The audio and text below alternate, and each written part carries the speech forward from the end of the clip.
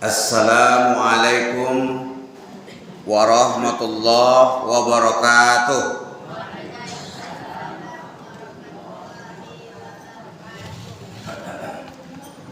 Alhamdulillah wa syukrulillah wassalatu wassalamu ala rasulillah. La hawla wa la quwwata illa billah. Allahumma salli ala Muhammadin wa ala alihi wa sahbihi ajma'in, amma ba'd. Kaum muslimin dan muslimat sidang pengajian Jemaah Masjid Nurul Islam yang berbahagia, kita bersyukur kepada Allah Subhanahu wa taala. Pada malam ini saya bisa hadir untuk memberikan pengajian. Mudah-mudahan bermanfaat untuk kita semua. Salawat dan salam untuk Rasulullah SAW. Allahumma salli ala Muhammad wa ala ali Muhammad. Sebelum pengajian, ada yang ingin saya sampaikan pengumuman. Nah, biasa awak melaksanakan kuliah subuh hari Ahad kan? Ala tatopik pulo hari Ahad esok ko jadual kuliah subuh awak. Tetapi karena saya ada memberikan kuliah subuh di tempat lain, maka hari Ahad itu tidak bisa kita laksanakan. Maka kita majukan ke hari Sabtu. Ya, hari Sabtu sekali ko je pulonya. Kan tak apa jurah. Bisa juga dilaksanakan hari Ahad itu, ya diisi oleh, boleh Ustaz Azul, boleh Ustaz Saibin, boleh. Kalau dia mau mengantin tak apa jura. Apapun awak hari Sabtu atau hari Ahad. Kalau hari Ahad ambo permisi kuliah subuh lo tu ke kampung tanah, ke kampung tanah. Orang tu lah member dah dapat ajar main dah ambo. Dah. Jadi dia nyompek lah bangkit tan rumah. Nyompek subuh dan lah bangkit hari Ahad tu. Jadi untuk lebih apanya kita majukan ke hari Sabtu.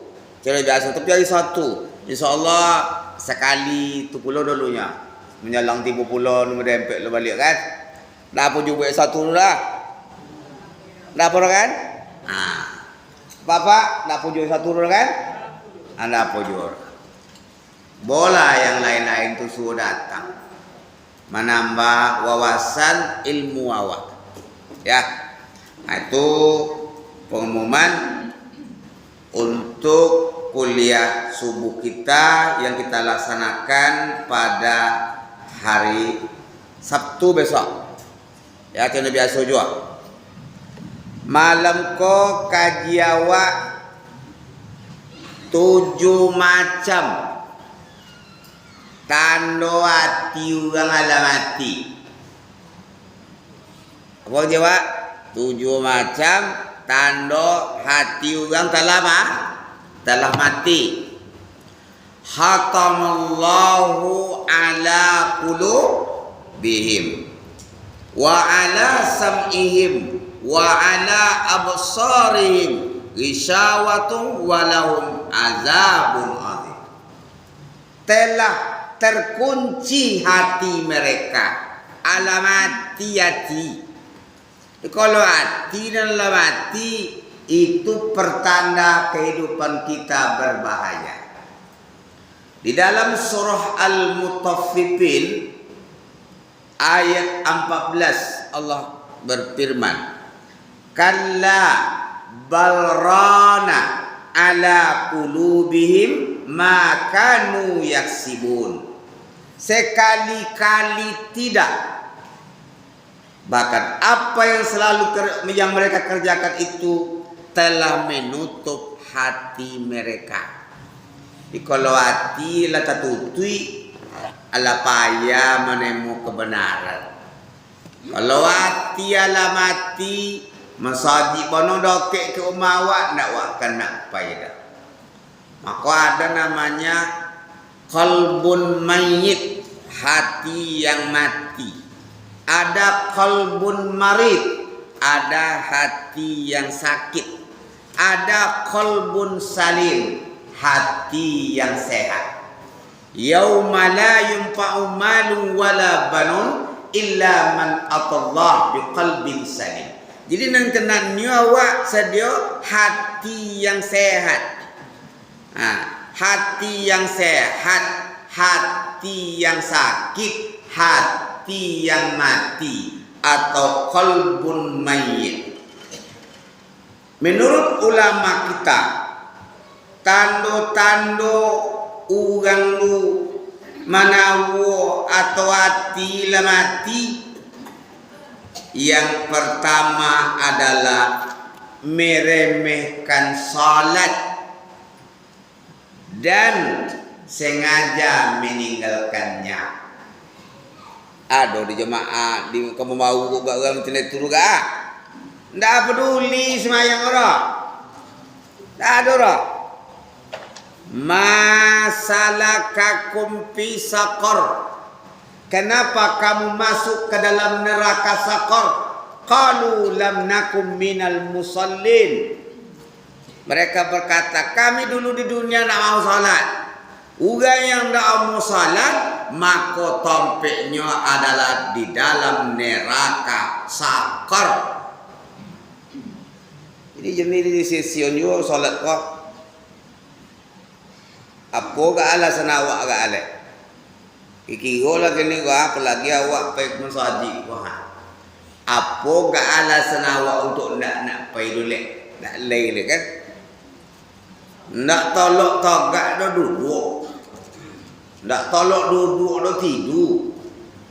Nak tolok tidur dah dalam mati. Nak tolok dalam mati? Mati. Disolati. Salat dengan badan ibarat kepala dengan badan. Salat itu ibarat kepala dengan badan. Tak bisa dipisahkan. Kalau kaki awak hilang putih, itu masih bisa hidup awak. Tangan awak hilang masih bisa hidup. Tapi kalau kepala awak nan hilang, tak hidup je dah. Acen itu solat dah. Maka jangan sampai awak meremehkan solat. Jangan sampai sogan solat. Saya pernah dulu ke bandara Sultan Syarif Qasim Pekanbaru.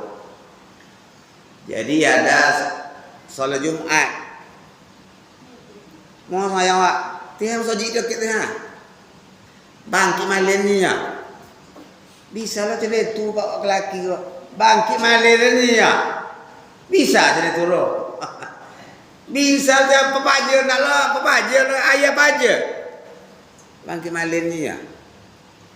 Aku berbahayu sekali ya. Maka orang yang hatinya telah mati, tidak ada kekira untuk solat dulu. Hah? Ada solat tak? Kalaupun solat, baik lah ujung-ujung buka tu mana? Tak ada masuk kekira untuk solat dulu. Tu hati dulu mati. Kenapa je lubang kan? Kenapa je lubang dengan saji? Nanti je kau nak lihat doa muda apa? Hati Allah tertutup. Tutup sebut dalam ayat nak baca cakap sekali-kali tidak. Sebenarnya segala dosa yang mereka kerjakan itu telah menutup hati mereka. Dek apa lama le dek dosa tu nak menutup hati cakap. Jadi pelope hati itu dipalui dek dosa. Yang kedua, tanda hati orang alamati atau qalbun mayyit adalah merasa tenang walaupun dia selalu melakukan dosa. Oh, Santai aja, jangan dak ada merasa berdosa, tenang aja nya. Kau jo buruk lah buat deh. Apalah ni nya. Awak nak semayang madanya zaki melimpah-limpah juga juga tu semayang mana payah zak. Payah zaki. Si anu tu dia semayang no waduh yang sodo. Awak lah lotir semayang sebatangnya bila dia bau ni. Ndak semayang dah. Ndak dokek kala Ta'ala dah. Murah zaki kami nya. Jangan disangkoi turun nikmat tu, itu namanya istidrat. Nah, tuan-tuan ibu-ibu ya, Bapak sekalian. Orang nak rajin berbuat dosa, maksiat jalan taui, tapi banyak nak rezeki nyinyok. Itu bukanlah rezeki, tetapi istidrat namanya. Jebakan Allah Ta'ala kawak nunggang-nunggang cakap. Cando ikan lah dimakan deh. Apa ibu sekalian? Mata kayu tu di betali Ta'ala tahu lah. Tahu? Betali tahu. Tiba-tiba tarik. Jadi orang nak latih dola mati maraso ndak berdosa. Santai aja.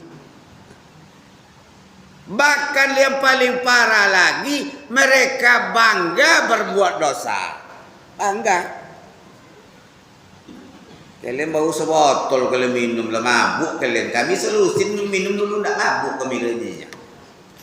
Bangga dia dengan dosa.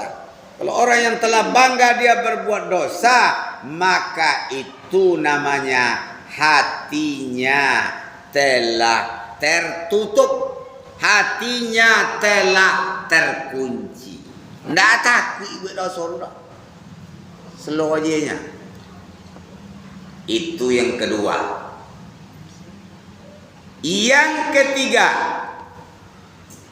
tanda hati orang dalam mati adalah jauh dari Al-Quran. Apa yang ketiga? Jauh dari Al-Quran. Apala yatadabbarun Al-Quran am ala qulubin aqfaluha. Tidakkah mereka merenungkan Al-Quran ataukah hati mereka sudah terkunci? Tuh. Surah Muhammad ayat 24. Nak ada keset-ketek juga nak menganang ke Al-Quran kau dah nak mengaji pula lah.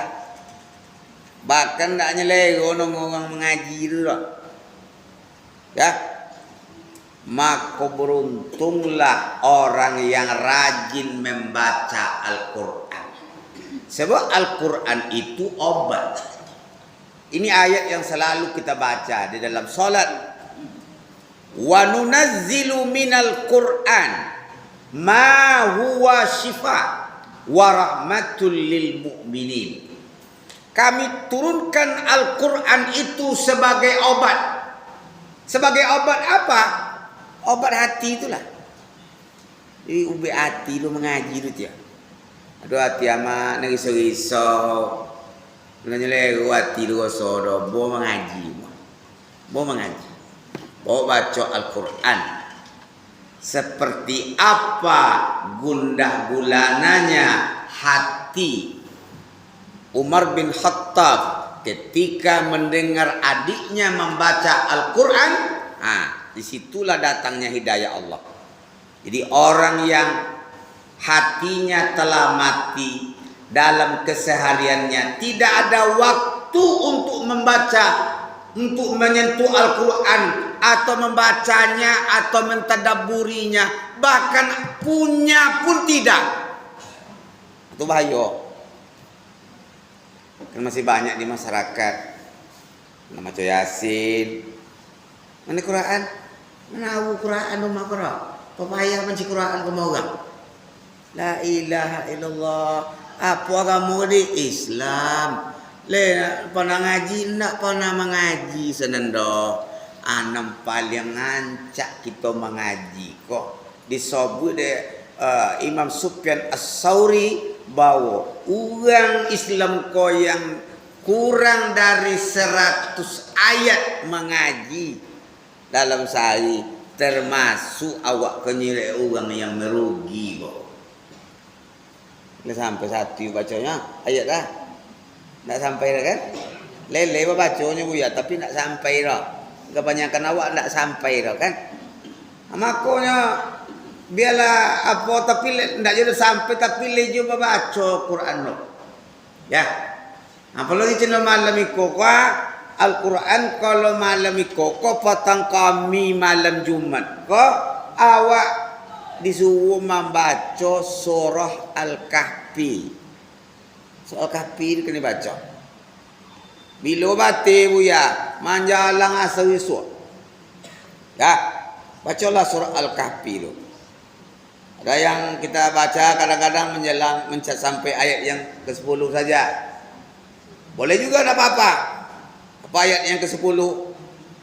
Rabbana atina min ladunka rahmah wa hayyi lana min amrina rasyada. Banyak-banyak baca ikut rumahnya kumpulan masalah tu di ayat 10 ya kalau tu baca. Kumpulan masalah nak temu kita selesaikan dengan membaca surah Al-Kahfi ayat 10 capok. Doa. Cendok apa parahnya? Pemuda Ashabul Kahfi 300 tahun lebih dia mengurung diri di dalam gua. Bayangkan. Dikawal oleh anjing.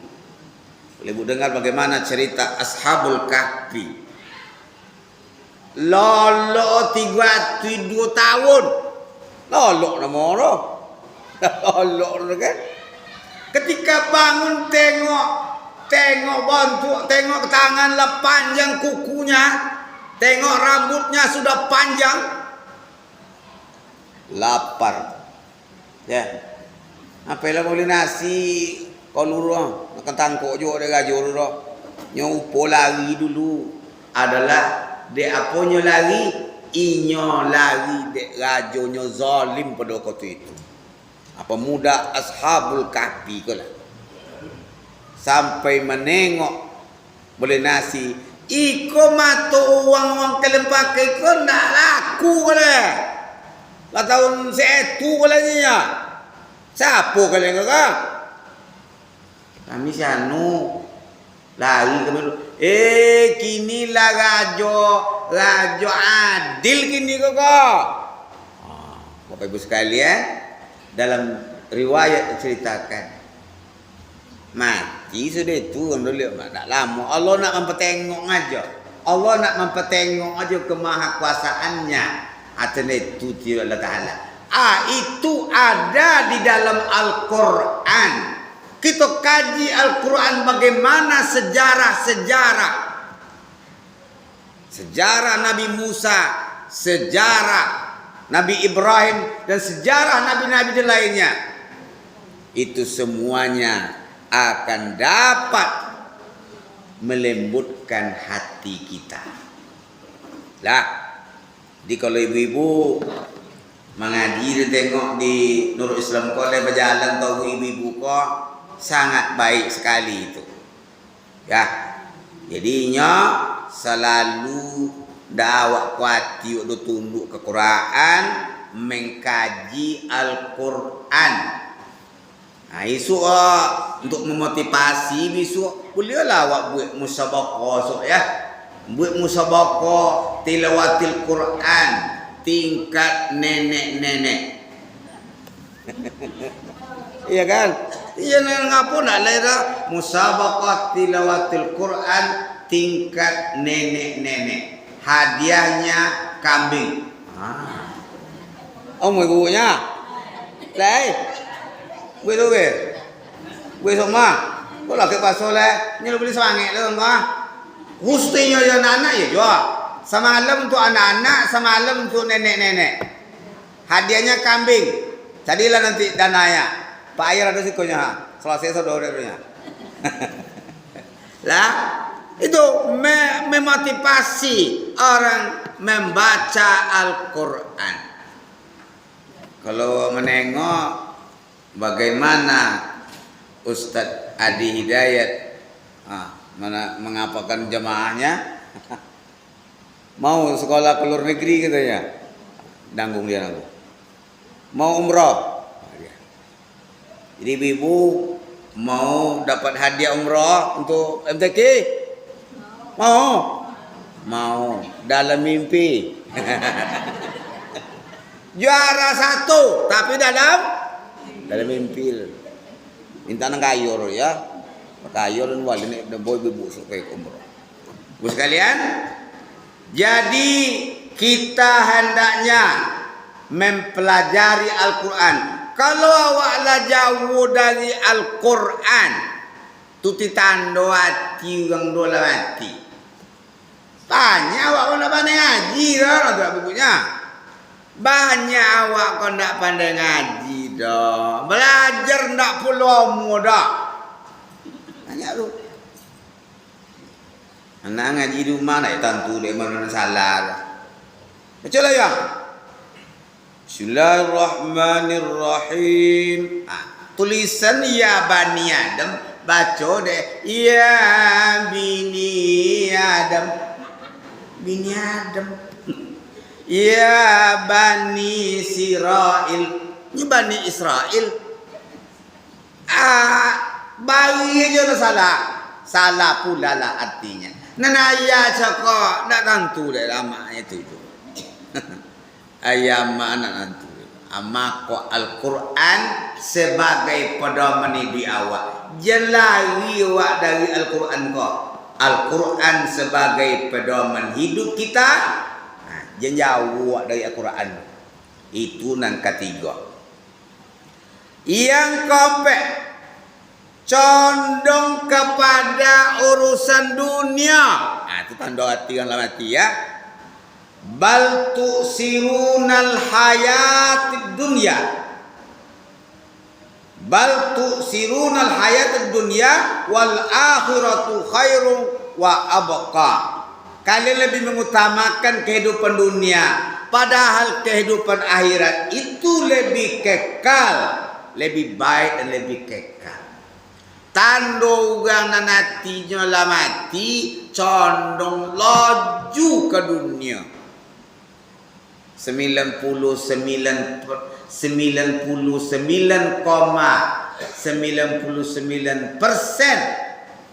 ya itu hati ke dunia saja. Maka Imam Al-Ghazali menyebut, letakkan dunia itu di tanganmu, akhirat di hatimu. Tapi akan awak nak cerai tu dah awak dah. Awak di apa dah awak? Kalau dia awak, dunia awak letak di apa? Di hati. Akhirat awak letak di tangan. Akhirnya apa? Dunia yang lebih berkuasa di dia awak. Mempetuikan urusan dunia, ndak tekanan akhirat. Jadi yuwono awak mencari dunia kok. Ya. Buya Hamka almarhum mengatakan, kehidupan kita di dunia ini, kata Buya tersebut, seperti kita menumpang di sebuah kapal. Ya. Orang menumpang di sebuah kapal. Kapal ini akan menuju ke Selat Malaka di Malaysia sana. Situ tempat tujuan kapal kak. Ini negara aku dikelilingi oleh laut. Saya sebagai kapten kapal. Saudara-saudara semuanya, bapak ibu semuanya, kita mulai jam 9 nanti kita berangkat. Ya. Menuju Kuala Lumpur Malaysia melalui Selat Malaka. Maka kita berangkat jam 9, nanti kita sampai di kota Dumai jam 7 pagi. Lah sampai di kota Dumai cakap. Pengak dari Malaysia. Saudara-saudara penumpang semuanya, awak singgah sebantau. Mana belanja pala belanja. beko jam 10 bangke wak deh. Di bekel istirahat dulu 3 jam. Ternyata tiba dan 3 jam cako banyak orang yang tak sadar bahwa dia singgah. Tak kanang dek singgah bono. Ndak sampai wak bokonya singgah. Tak bagilah manusia pada waktu itu menjadi 3 golongan. Yang pertama namanya Faizun. Faiz itu artinya menang, beruntung. Tentu le bosenyo sampai le kije-kije pe belanja tu le pelabuhan jago balik lah pe kapal jago pe bagi kije ti boleh balik tentu le bosenyo sampai le. Iko namanya golongan orang yang beruntung. Tengok orang kota rumah ini dia tapi nya ndak terlena di situ lah. Balik ke kapal balik. Golongan yang kedua namanya khasirun, orang yang rugi. Tengok iko, kota iko, tengok gambar iko, tengok mall iko, lenga. Ketahu kapten kapal cakap jam 10 kalau terlambat tinggal. Tak kapan nanti lah. Selalulah jam 10 kurang 5. Bangkit di kapal lah bunyi mesin. Tunggu, ada bangkit lah, tunggu. Pasti capek lah orang cakap. Orang nomor 2 kon namanya khasirun, orang yang rugi, hampir tinggal. Maka tompek tinggalnya di kapal bangin angin mah. Kalau yang pertama cakap dalam apa kapal, tenang tak kono de apora. Kalau yang di luko, kono di angin, kono di sojuk segala macam. Air laut itu. Tapi masih beruntung, masih bisa masuk ke dalam kapal.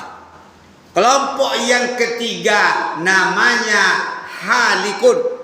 Halikun kok orang yang celaka. Tengok kota iko, tengok toko iko, lenga. Tengok hari upola jam sebalik. Orang lah bangke. Kapal lah bangke, belanja tinggal di situ. Apalah yang terjadi? Orang tadi sengsara dia. Kenapa? Dia tidak sadar bahwa hidupnya belum sampai. Maka awak dari dunia ko singgah pokoknya. Ndak kampung asli awak bodoh dunia ko. Maka jenawak mempetuin bono. Jawab betul mana urusan dunia kok. Boleh wak mencari rotornya ndak apa jura. Mau cari harta silakan. Ya. Saya terkaget-kaget dengar ceramah Ustaz Das'ad Latif. Apa dia bilang? Kenapa ya orang mau menghabiskan uang 40 miliar untuk masuk neraka? Abi 40 miliar untuk masuk neraka. Iya. Coba. Kenapa itu yang dihabiskan untuk masuk neraka? Untuk menyogok, untuk ini, untuk itu. Maka zaman sekarang orang menghalalkan segala cara. Ya. Maka buntung Pak Ayar udah nyadi lu Pak Ayar. Jangan kecewa lo udah nyadi lu dah. Buntung apa nak nyadi lu? Selamat dari neraka. Lah, buntung lah nyadi lu. Jika lo apa tuh dunia kau itu tiap. Seketik na seketik lay. Hidup kita nanti akan jadi sengsara. Jadi tanda hati orang mati nan kampe adalah condong kepada dunia. Itu nak tibolio macam dunia punya secara. Nanti do bolio do apa? Gilo dunia. Mabuk di dunia Pak. Yang kelima, tanda hati orang mati yang kelima, suka berprasangka buruk dan mencari-cari kesalahan orang lain. Ya ayyuhallazina amanu jtanibu katsiran minaz zanni inna ba'daz zanni ismun. Wahai orang beriman, tinggalkan olehmu prasangka-prasangka buruk, itu adalah dosa. Wala tajassasu, jangan kamu mencari-cari kesalahan orang. Di keluarga nantinya yang lah mati, ndak le nelo ugang cik jodoh. Salah sodo. Sapu jula. Sanu. Aduh cik jodoh. Masa ndak le nelo ugang cik jodoh. Jangan awak berprasangka, apalagi berprasangka buruk kepada Allah. Jangan awak berprasangka buruk kalau Ta'ala roh. Dulu ada orang yang penumpang pesawat yang jatuh dulu, apa nama pesawat yang jatuh dulu tuh Lion Air. Nah, berapa itu 4 orang penumpang. Dia Allah Ta'ala untuk menyelamatkan ini kok macet. Kalau di pesawat itu kalau pas jam 2 awak nak tiba dah, tinggal dah. Boleh ke bayi kah? Orang yang penumpang tadi menengok dia sudah sampai ke bandara, kapalnya atau pesawat sudah berangkat, mengomel-ngomel. Apa lah kau nak sampai nak nanti wadah. Tapi setelah 10 menit penerbangan datang berita, pesawat nomor penerbangan ini lost contact. Lost contact itu arti hilang dalam radarnya, tidak ada tak kemana perginya, dan kemungkinan jatuh. Dapat berita jatuh, seluruh penumpang tewas. Apa kata nombor jaka? Apa kata nombor jaka? Untung sian itu tidak jadi pai. Ini awak mah apa juga letak lah. Untung sian itu tidak jadi pai. Kok jadi pai? Lesap. Is dead langsung. Is dead langsung. Makanya jenawa apa kalau Ta'ala tu ada hikmah di balik itu. Jenawa prasangka buruk nyiyonya buyajan. Tu tidak dijaga hati. Kalau hati awak sak kau buat ke orang, mencecai salah orang. Usah awak dia dah. Orang dengan penyakit hati macam itu tu berbahaya duit itu. Tak tonang jiwa orang kena penyakit hati macam itu. Salah ke sesordo orang deh. Tak boleh nelok deh orang cik juara. Itu sangat berbahaya itu. Ingat bagaimana kita kepada Allah Subhanahu Wa Taala cerita almarhum Buya Zainuddin MZ. Mandang seorang petani duduk di bawah pohon beringinnya. Mandang kate, ayo tenda adil Allah Ta'ala kakara. Ha godang kayu kocok buah beringin kanya. Mandang ke bawah tengok semangko. Ha kocok aku semangko lu buah godang le. Ndak adil Allah Ta'ala kakara. Ndak adil kakara. Jatuh buah pulu, buah beringin lu impoi dong deh. Astagfirullahaladzim. Iya tiada Allah Ta'ala. Kalau sempat buah beringin kau godang semangko, picak itu noganya. Itu Allah menengokkan rahasianya. Ajen awak sangko kalau Ta'ala apa hikmahnya. Maka dalam salah satu pengajian saya sampaikan, tapi kau nyambung sana nganya. Kunci hidup bahagia adalah ridha terhadap takdir. Terima ya Bu Ero. Kunci bahagia itu ridha terhadap takdir. Nak nawo piti dah ridha. Nak pergi belanja ke pasar dah ridha. Kone bongi ridha. Dibayar memang gaji kebayar kok. Jangan menentang arus. Jangan menentang arus.